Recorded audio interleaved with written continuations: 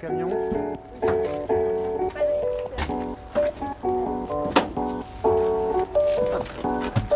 Tiens.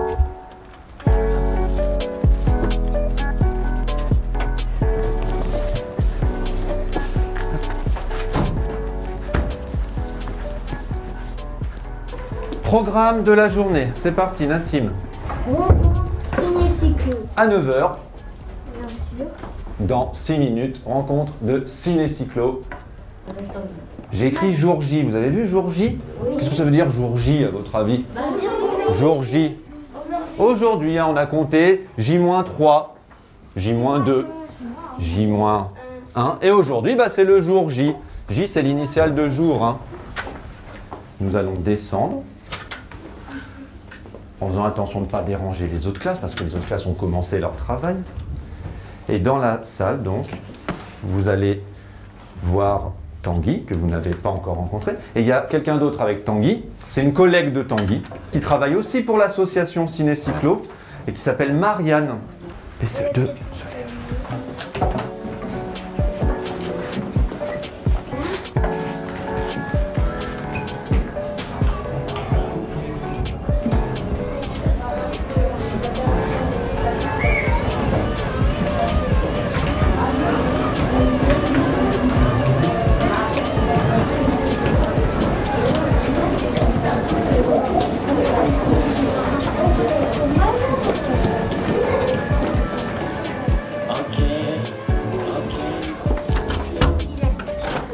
Vous êtes prêts? Oui, prêt. Allez-y, laissez-le. Vas-y, Emilio. C'est pas grave, Léo, va t'installer. Bien, bonjour Tanguy. Bonjour Vincent. Bonjour Marianne. Bonjour. Je vous présente les élèves de la classe de CE1, CE2. Bonjour. Vous allez bien? Oui. Tant mieux. Alors avant de vous parler de ciné-cyclo, je pense que vous avez remarqué qu'il y avait quelque chose dans la salle d'un peu particulier. Il y a un vélo. Il y a un vélo. Mais il a un peu des particularités ce vélo. Qu'est-ce que... Le vent d'énergie. Ah, pas mal. Et comment il le fait? En pédalant. En pédalant. En pédalant. Le but de l'association, c'est de partir Alors, pédaler, partir à l'aventure, exactement, et projeter des films, parce que là vous le voyez peut-être pas très bien au fond, mais on a un vidéoprojecteur ici, un tout petit vidéoprojecteur.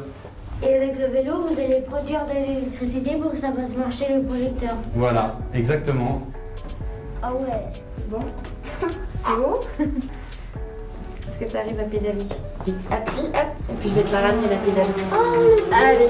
L'intérêt pour un enseignant de s'inscrire dans un tandem solidaire, ça peut être de rencontrer des partenaires. Si on a envie de travailler sur un sujet lié au développement durable ou au parcours citoyen, qui auraient envie de travailler sur une problématique liée à sa classe, les tandems solidaires peuvent nous mettre en relation avec d'autres associations. À partir du moment où on a fait la demande de l'engagement de la classe et de l'association dans un tandem solidaire. On a été invité, alors moi en tant qu'enseignant et l'association à participer à une journée de formation. Une des spécificités des tandems solidaires, c'est qu'on n'est pas dans le cadre d'une intervention extérieure, d'un partenaire qui serait spécialiste dans un domaine et qui apporterait son savoir à la classe. On a été vraiment toute l'année dans la co-construction d'un projet. Allez Tidiane, allez Tidiane, allez Tidiane, allez Tidiane. Continue, Tidiane, continue. Allez, Tidiane, allez, Tidiane. Le film que vous allez voir, les enfants, le film que vous allez voir, la langue, c'est pas la langue française, c'est normal.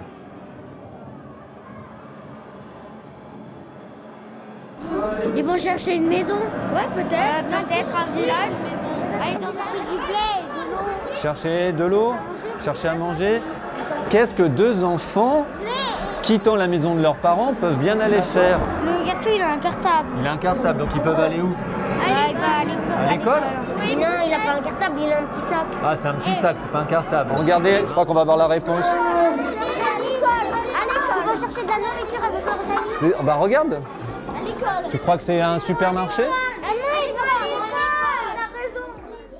On peut peut-être prendre 3-4 minutes pour parler du film, parce que je trouve que c'est extrêmement intéressant. J'ai demandé à tous les élèves, à votre avis, où vont ces enfants?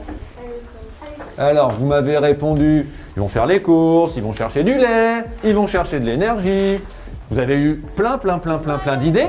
Et alors qu'en fait, ils allaient où? À l'école. Alors, à votre avis, pourquoi, pendant presque tout le film, vous n'étiez pas capable de dire ils vont à l'école? Moi, je savais que je voulais travailler sur la thématique de la scolarisation. Donc avec l'association, dès le départ, ça s'était posé. Par contre, à chaque étape, en fait, on a construit ensemble qu'est-ce qu'on veut faire de la deuxième séance, qu'est-ce qu'on veut faire de la troisième séance. Si on veut apporter des connaissances aux enfants de CE1, CE2, sur quoi on peut s'appuyer. Donc là, ça a été tout le travail de l'association. Ils ont fait venir des bénévoles qui nous ont parlé de l'Afrique, qui nous ont parlé du Sénégal. On a pu échanger avec un membre de l'association qui est au Sénégal, qui vit là-bas, et qui donc lui nous a parlé de l'école en brousse, donc avec des réponses très contextualisées, et puis qui permettent quand même d'être plus proche de la réalité. Tout ce cœur du travail répond à l'objectif pédagogique de l'ouverture au monde, de l'éducation à la citoyenneté, et donc ça s'inscrit complètement dans le parcours citoyen des enfants. Les enfants du Sénégal, est-ce qu'ils vont à l'école? Oui, enfin, dans la mesure du possible. C'est-à-dire que comme ici, l'école est obligatoire, ça commence plus tard, c'est-à-dire que l'école est obligatoire de 6 ans à 16 ans. On peut mener un projet de tandem solidaire à la fois avec une classe, mais aussi avec un groupe d'élèves délégués ou un groupe d'élèves volontaires qui serait constitué comme ça dans un établissement. On peut le faire à la fois dans le cadre d'un cours, mais aussi dans le cadre d'une association lycéenne. Donc il y a beaucoup de cadres possibles pour monter un projet de tandem. L'idée du binôme, c'est que l'enseignant puisse aborder dans son programme scolaire tous les prérequis qui sont nécessaires en termes de connaissances, de compétences des élèves, et que l'association vienne incarner et donner des exemples concrets en fait, de projets qui sont menés parfois à l'autre bout de la planète. Les associations sont vraiment là en tant que témoins des projets qui se montent en termes de solidarité internationale, de développement durable. C'est un dispositif qui est ouvert pour tout établissement scolaire et toute association basée en région Bourgogne-Franche-Comté. Et c'est ouvert de la maternelle jusqu'au lycée sur toutes les filières de formation en fait. À l'échelle de la région, on s'est rendu compte qu'il y avait pas mal de ressources, à la fois du côté des équipes pédagogiques qui veulent monter des projets avec leurs élèves, et à la fois des acteurs associatifs, tout le tissu associatif de Bourgogne-Franche-Comté, et aussi des collectivités territoriales qui gèrent les politiques éducatives. Tandem Solidaire, c'est un dispositif qui est co-animé par le réseau BFC International et les académies de Dijon et de Besançon. Le rôle du réseau BFC International, c'est justement de mettre tous les acteurs de la Bourgogne-Franche-Comté qui sont engagés sur ces questions éducatives autour de la table. Et c'est comme ça qu'est né le dispositif des tandems solidaires, en mobilisant à la fois des collectivités territoriales, l'institution l'éducation nationale et le réseau associatif. L'ensemble de ces acteurs constitue un comité de pilotage sur le dispositif des tandems. Il y a vraiment une équipe technique. Elle est composée donc de moi-même en tant que chargée de mission pour le réseau BFC International et deux chargées de mission enseignantes pour chaque académie, donc Pauline et Séverine, avec qui je travaille vraiment au quotidien pour être en lien directement avec les enseignants et les associations, leur apporter des conseils sur les outils d'animation et les outils pédagogiques qui peuvent être utilisés dans le cadre de leur projet, pour les aider à définir leur projet également. Moi, je fais un appel à toutes les bonnes volontés, en particulier à l'ensemble des collectivités, à rejoindre, à s'intéresser au dispositif, à rejoindre ce dispositif. Elles y ont tout intérêt.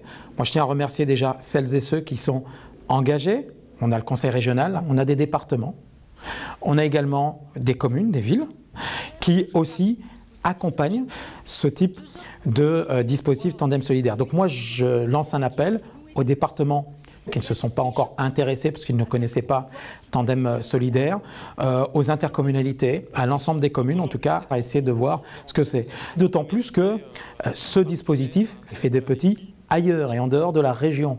Ce dispositif est même reconnu par le ministère des Affaires étrangères comme étant un dispositif modèle et donc qui est dupliqué dans d'autres territoires parce qu'ils considèrent que c'est un vrai outil de développement, c'est un vrai outil d'accompagnement des politiques publiques.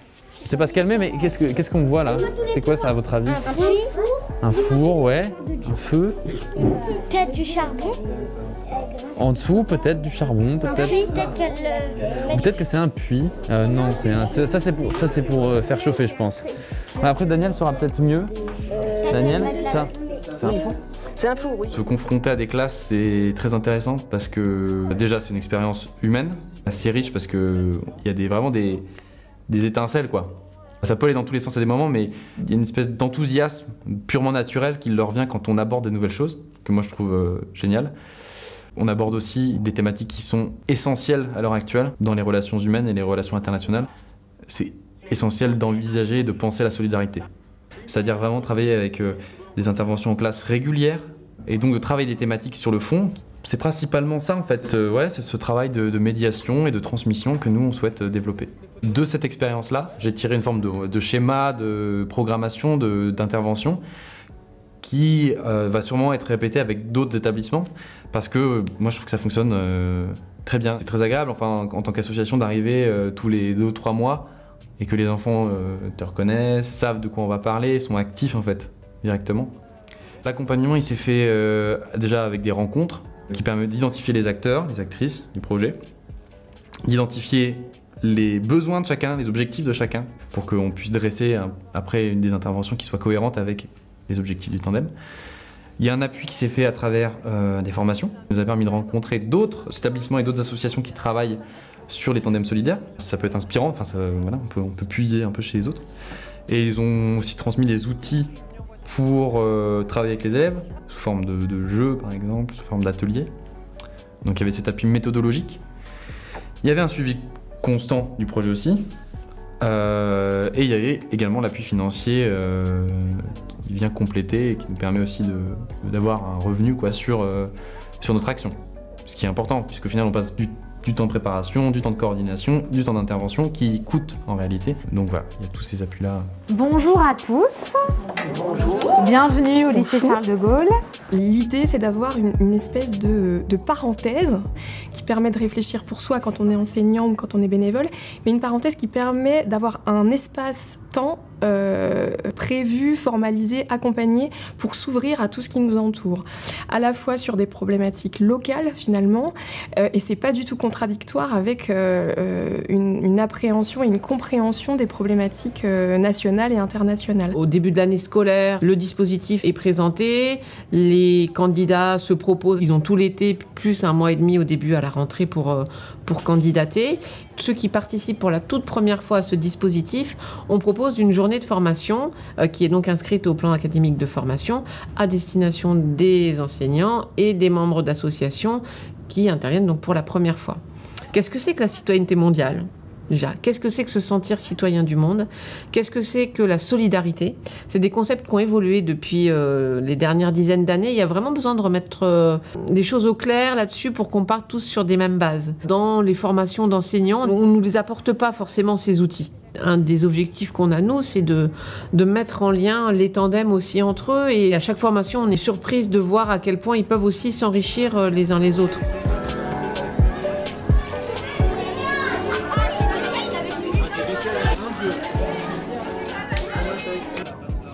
L'école, sans les partenaires que sont les collectivités et le monde associatif, elle restera faible pour certaines choses et pour certains des aspects les plus importants de ce qu'elle a à faire.